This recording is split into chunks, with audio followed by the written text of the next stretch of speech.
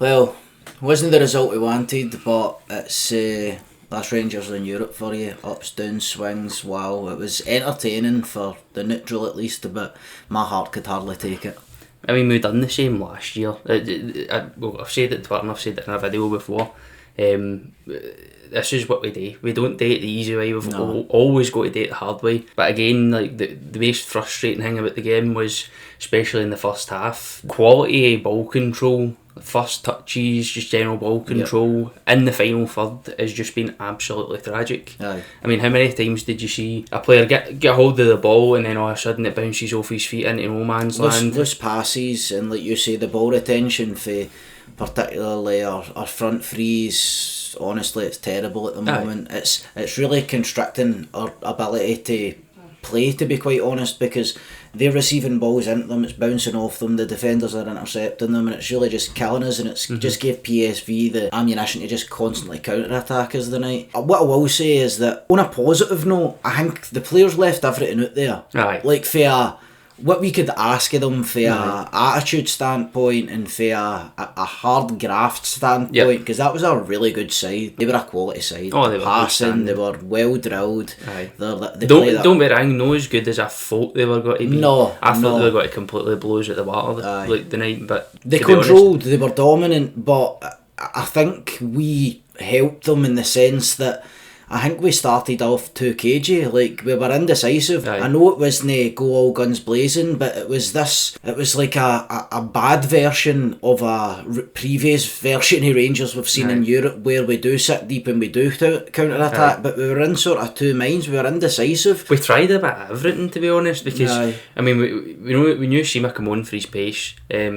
We'll go into his finish later on, but we knew Sima went on for his pace, so my thing was, we saw a couple of times that we're playing the ball up to Dessers, maybe he was going to hold the ball up, turn a player and try and slip Sima through it, or even if he was able to knock it on for Sima's pace. But again, how many times during that game did we see players attempt to hold up the ball and just get shrugged off it? And like you say, the idea of playing Sima and Dessers together was so that Dessers could win the ball, flick it on, and Sima be in there behind the last man.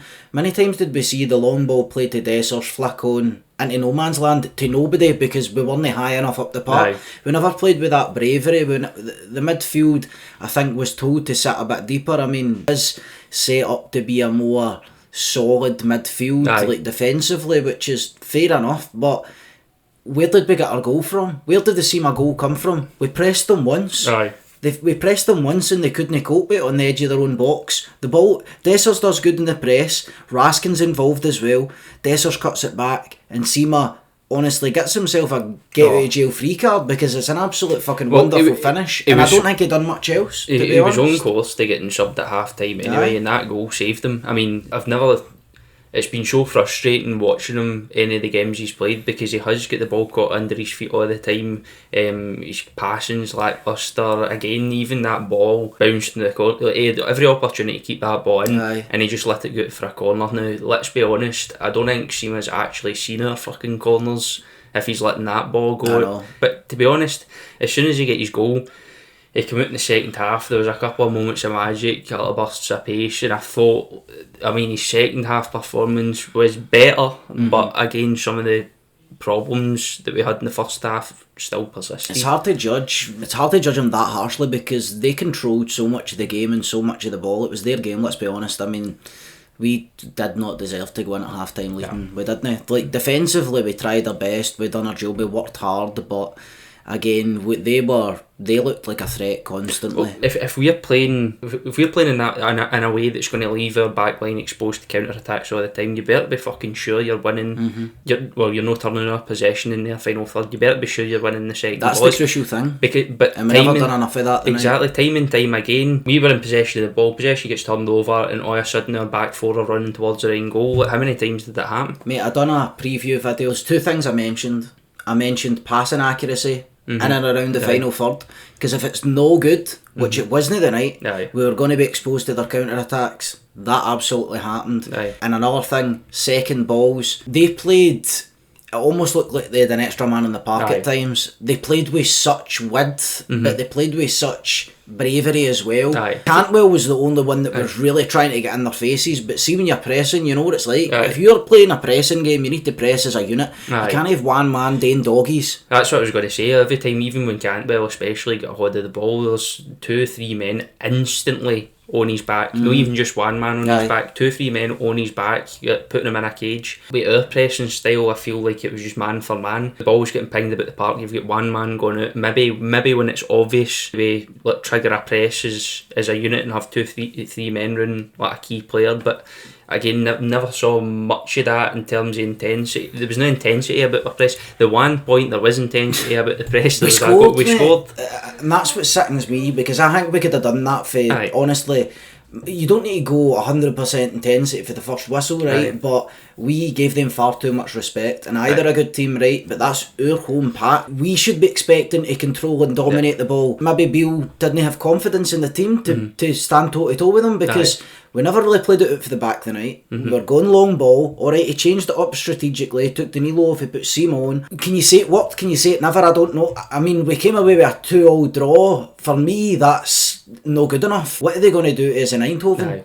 It's going to be a tough game, well drilled, but we couldn't afford to sit off them at Ibrox.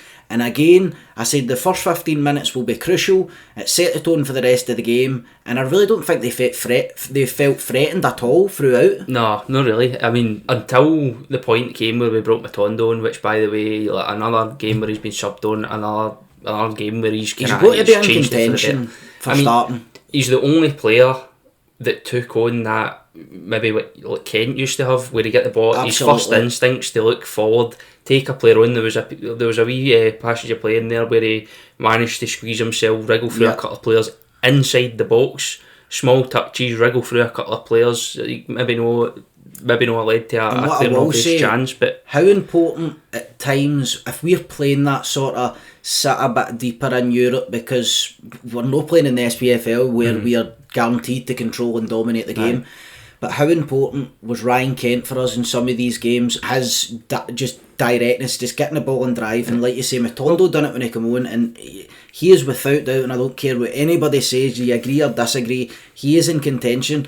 Look, you want to play Sima, you want to play Dessers, Danilo, you want to play all these new signings, right? But no, you play the player who's on form, who deserves a go. And we questioned whether he could do it for the start. Played for the start against Morton or Livingston, one of the two, and he done the business. Aye. Well, the thing is, see if you're wanting to sit back, especially in Europe, if you're wanting to sit back, see when you get that break of the ball and you need to burst forward. It's really annoyed me. Butland got a hold of the ball and literally there was no options for him. No. And whereas at the other end of the park, PSV keeper got a hold of the ball. He was looking up. There's an option there. Bang! It's instantaneous. We're all out of position defensively, but meanwhile, Rangers, like you say, Butland will get the ball and he waits. Nobody's demanding it, midfielders or full backs, and then by the time we release the ball, they're back in their position, and it's plain sailing. It's almost like we're attempting to constantly try and play through them all the time, and you don't need that. Like, no, in Europe anyway, no, you're playing against a strong PSV side who's dominating possession. And again, I think that's a change that Matondo brung was there was a couple of times he picked up the ball in the break and he was covering yards like it was nobody's business. And got us further up the park.